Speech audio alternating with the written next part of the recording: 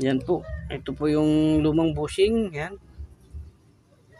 Yan na po siya. Papalitan na po natin siya ng bago. Yan. Bago po ang ating po ikakabit. Dito na po siya. Yan. Yan. Okay, kabit po uli natin.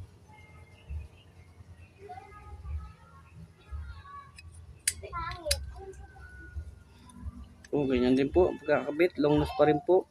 Diin lang.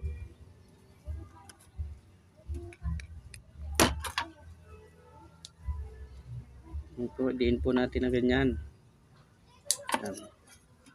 Isa-isa. Na po natin. Lambot lang po ito. Yan.